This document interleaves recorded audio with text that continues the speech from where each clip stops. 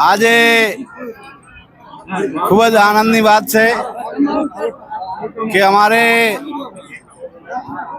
રોહિત સમાજ દ્વારા અને સમગ્ર રાધનપુરની જનતા દ્વારા આજે ભીડ ભંજન હનુમાન ના પાવન સાનિધ્યમાં એ 750મી જન્મ જયંતિ એટલે કે આનંદ ઉત્સાહ સાથે ઉજવાઈ રહી, એમાં એક રોહિત સમાજ નહીં પણ 18 આલમ આવીને અહીંયા આ મઢીના મંત પરમ આદરણીય કરશનદાસ બાપુ અને દરેક સમાજના આગેવાનો એટલે મેયરશ્રીથી માંડીને ચેરમેન અને બીજા અન્ય કાર્યકર્તા આવીને એ 650મી જન્મ જયંતિ નિમિત્તે એ ખૂબ જ સંધ્યા આરતી કરી અને બાપુના રોહિદાસ બાપુના ખૂબ જ આશીર્વાદ લીધા.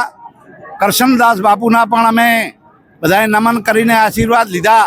કેમ કે આપણા મોદી સાહેબ છે એ ખરેખર આજે આખા ભારતભરમાં કે રોહિદાસજીની એ જન્મ જયંતિ 650મી આખા ભારતમાં ઉજવી રહ્યા અને સમરસતાનું વાતાવરણ મોદી સાહેબની જે વાત છે એ સૌનો સાથ, સૌનો વિકાસ, સૌનો વિશ્વાસ અને સૌનો પ્રયાસ અને આ સમરસતાની વાત લઈને આખા હું આ ભારતીય જનતા પાર્ટીના કાર્યકર્તાને વાત કરું છું કે આનો સંદેશો એ ગામડે ગામડે પહોંચાડે. કારણ કે રોહિદાસ એક સંત શિરોમણી અને જેણે અનેક સમાજોને આવા એ જ્ઞાન પીરસ્યા છે, એ વિચારસરણી આપી છે, સમરસતાની એકતાની ભાવના રાખી છે. એની વાત પણ આપણે એ દરેક સમાજના લોકો સુધી પહોંચાવે અને સમરસતા જળવાઈ રહે. આપણે બધા સાથે મળીને આ વર્ષે દીએ જે આવે એમની એમ એ જન્મ જયંતિ ઉજવતા રહીએ.